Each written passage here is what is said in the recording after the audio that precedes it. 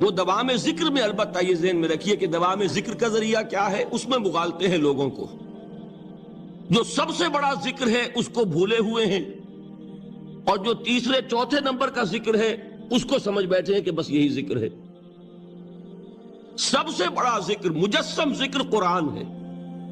الذکر انا نحن نزلنا الذکر وانا له لحافظون.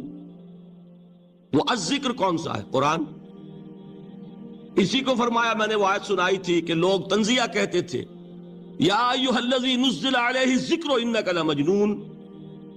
حضور سے مخاطب ہو کر کہتے ہیں فلاں جس کے اوپر کے اس کے خیال کے مطابق ذکر نازل ہوا ہے، ہم تو تمہیں پاگل سمجھتے ہیں. وہاں بھی لفظ کیا ہے؟ الذکر. تو معلوم کیا ہوا؟ انا انزلنا الیک الذکر لتبین للناس ما نزل الیہم. یہ الذکر ہے. تو اس سے بڑا ذکر کوئی نہیں. تلاوت قرآن، تدبر قرآن، غور و فکر قرآن کا، قرآن کو یاد کرنا. اس پر میرا کتاب چاہے مسلمانوں پر قرآن مجید کے حقوق، اب تو یہاں شاید کوئی کتاب موجود نہیں رہی ہے. بہرحال اگر آپ کو ضرورت ہوتی ہے پاکستان سے منگا لیتے ہیں ہر شے، پڑھیے انشاءاللہ آ جائے گی چیزیں. نمبر 2 ذکر کیا ہے؟ اقیم الصلاۃ لذکری. نماز کو قائم کرو میری یاد کے لیے. یہ ذریعہ ذکر میں وہ تو ہے ہی مجسم ذکر، اور یہ ذریعہ ذکر میں سب سے اہم ہے. یہ عملی ذکر بھی ہو رہا ہے اور قولی بھی ہو رہا ہے. سورہ فاتحہ پڑھی آپ نے، قرآن شریف کی کچھ آیات پڑھی، پھر رکوع کیا. یہ رکوع جو ہے یہ آپ کا عملی ذکر ہے کہ آپ نے اپنے وجود سے اللہ کی عظمت کو تسلیم کیا. پھر آپ سجدے میں گرے، یہ آپ کا عملی ذکر ہے کہ اپنے وجود سے آپ نے اللہ کی عظمت کو اور تسلیم کیا. تیسری چیز ہے مسنون دعائیں اور مسنون اذکار جو حضور سے ثابت. ہمارے ہاں کیا ہو گیا؟ مجھے فلاں بزرگ نے یہ چیز بتائی ہے، وہ تو پڑھتے چلے جا رہے ہیں. نہ قرآن سے دلچسپی، نہ اذکار مسنونہ سے دلچسپی. ادعیہ معصورہ. آپ غور کریں گے کہ زندگی کے ہر عمل کے لیے حضور کی دعا موجود ہے. صبح اٹھے دعا ہے، آنکھ کھلتے ہی بیت الخلاء میں داخل ہونے لگے دعا ہے، نکلے دعا ہے، وضو کرنے بیٹھے دعا ہے، فارغ ہوئے دعا ہے، مسجد کے لیے گھر سے نکلے دعا ہے، مسجد میں داخل ہوئے دعا ہے. مسجد میں تو ہے ہی ذکر، نماز ہے، تلاوت ہے. باہر نکلے دعا ہے، گھر میں داخل ہونے لگے پھر دعا ہے.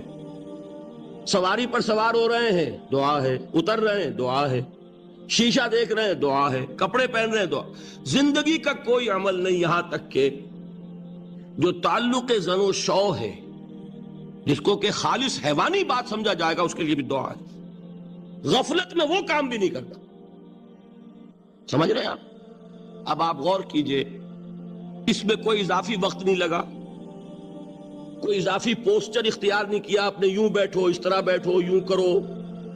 کوئی آپ کا وقت اضافی نہیں لگا. جو کام کر رہے ہیں اور آپ اللہ کو یاد کر رہے ہیں، اور وہ اللہ کی یاد اس کام کی مناسبت سے ہے.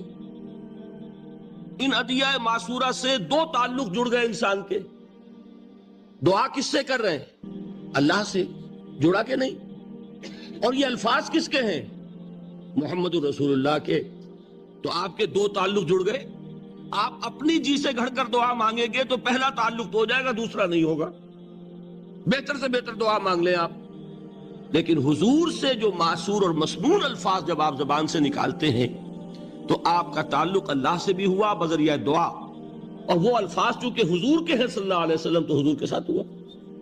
یہ تیسرا درجہ ہے. چوتھے درجے میں میں مانتا ہوں کہ ایک ہوتی ہے خاص کسی شخص کے امراض کی تشخیص کرنے کے بعد تجویز. کوئی اگر طبیب ہے، ماہر طبیب روحانی، وہ آپ کو دیکھے گا تو اندازہ لگائے گا کہ آپ میں کیا کمی ہے، اس کے مطابق آپ کو ذکر بتائے گا. بھئی فلاں آیت کا مراقبہ کیا کرو. کسی میں بزدلی ہوتی ہے، کسی میں مال کی محبت زیادہ ہوتی ہے، کسی میں توکل کی کمی ہے، کسی میں شہرت کی خواہش ہے، نمایاں ہونے کا جذبہ ہے، کسی میں تکبر ہے. سب کا ایک سا برس تو نہیں ہوتا نا. تو یہ در حقیقت اندھے کی لاٹھی سے نہیں چلنے والی بات. یہ تو ماہر کی کا کام ہے کہ وہ تجویز کرے کہ تمہارے لیے خاص طور پر ذکر یہ ہے. در حقیقت ہمارے جو یہ سلسلے تھے سلوک کے، یہ بڑے ماہر ہوتے تھے، یہ لوگ بڑے ماہر اطباء تھے. یہ جو علم نفسیات ہے اس کے ہمارے صوفیاء سے بڑھ کر کبھی کوئی عالم گزرا ہی نہیں دنیا میں. فرائیڈ کیا ہے اور ایڈلر کیا ہے اور یونگ کیا ہے، بچے ہیں. ہمارے صوفیاء اکرام نے جس طرح انسان کی نفسیات کو سمجھا اور وہ ان کی مناسبت سے تجویز کرتے تھے. لیکن اس کو رکھا جائے گا چوتھے نمبر پر. جیسے مولانا احمد علی صاحب فرمایا کرتے تھے، بھائی اس آیت کا مراقبہ کیا کرو.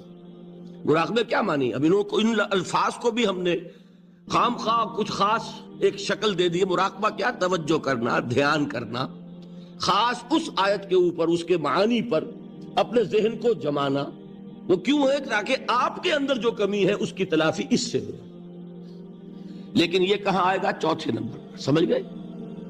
تو نفاق سے بچنے کا ذریعہ، پریونشن کیا ہے نفاق سے؟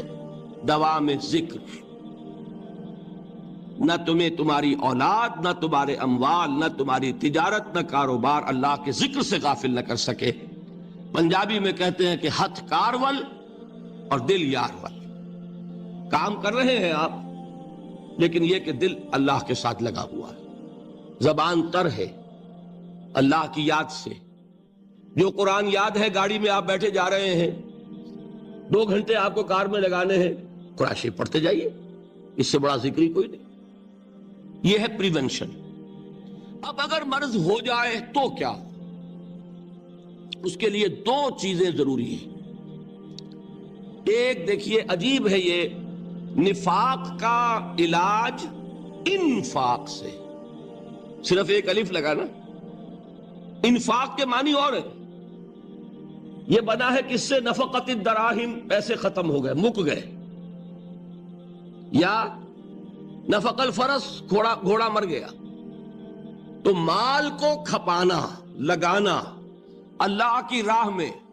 اگر دل میں نفاق کی کوئی آلائش آئی ہے تو اس کا ازالہ ہوگا انفاق فی سبیل اللہ سے. مال اللہ کی راہ میں دیجئے، صدقہ کیجئے، خیرات کیجئے، دیجئے، اللہ کے دین میں لگائیے. جتنا لگائیں گے نفاق دھل جائے. اس لیے کہ اصل سبب نفاق کا ہے ہی حب دنیا، دنیا کی محبت. لہذا اس کا ازالہ ہوگا جو سب سے محبوب شے ہے، مال. انہ لحب الخیر لشدید. مال محبوب ترین ہے کہ نہیں؟ لہذا اس کو اللہ کی راہ میں لگائیں گے تو وہ نفاق دھل جائے گا. اور ایک اور چیز ہے جو بہت اہم ہے، بہت ہی شعوری طور پر اس کا اہتمام کیجئے. جس وقت دین کے کسی فرض کی انسان کو سمجھ آ جائے، اس کا شعور پیدا ہو جائے، پھر ڈیلے نہ ہو. ذرا سا ڈیلے جو ہے اس پر عمل کرنے میں، یہ در حقیقت نفاق کو جڑ پکڑنے کا موقع دینا ہے. Immediate action. ایک بات سمجھ میں آ گئی، فوراً عمل کرو. اس میں شیطان کیا کرتا ہے؟ ذرا ٹھہر جاؤ، ابھی دیکھو یہ فرض ہے، یہ ذمہ داریاں ہیں، یہ کرنا ہے، وہ پھر لگا دینا اپنے آپ کو. بہت سے لوگ کہتے ہیں بس یہ ریٹائرمنٹ کے بعد تو سارا میں دین کے لیے وقف کر دوں گا. اول تو خدا کے بندے تمہارے اندر رہ کیا جائے گا ریٹائرمنٹ کے بعد؟ سارا تو کھپ چکو گے، رہ کیا جائے گا؟ دوسرے یہ کہ یہ بھی جان لیجئے کہ کار دنیا کسے تمام نہ کر. ریٹائرمنٹ کے بعد کون فارغ ہو جاتا ہے؟ بیٹوں بیٹیوں سے فارغ ہوئے تو پوتے پوتیاں موجود ہیں، نواسے نواسیاں موجود ہیں. کبھی بھی وہ بوجھ ختم نہیں ہوتا زندگی کا. وہ تو یہ کہ آج بات سمجھ میں آئی ہے تو آج عمل ہونا چاہیے. قرآن مجید میں سورہ انعام میں بڑی شدید وعید آئی ہے. الفاظ ہیں یہ، وَنُقَلِّبُ أَفْئِدَتَهُمْ وَأَبْصَارَهُمْ كَمَا لَمْ يُؤْمِنُوا بِهِ أَوَّلَ مَرَّةٍ. انسان پر ایک حقیقت کا انکشاف ہوا کہ یہ بات حق ہے، فوراً تسلیم کرے. کسی مصلحت کی وجہ سے، کسی بزدلی کی وجہ سے، کسی لالچ کی وجہ سے، کسی اپنی سیادت یا قیادت کی وجہ سے. کیسے مان لوں؟ لوگ کہیں گے کہ یہ نیچے ہو گیا، وہ اونچا ہو گیا جس کی بات مانی. کسی وجہ سے رک گئے تو اللہ تعالیٰ اندر سے وہ جو استعداد ہے حق کو پہچاننے کی وہ سلب کر لیتا. وَنُقَلِّ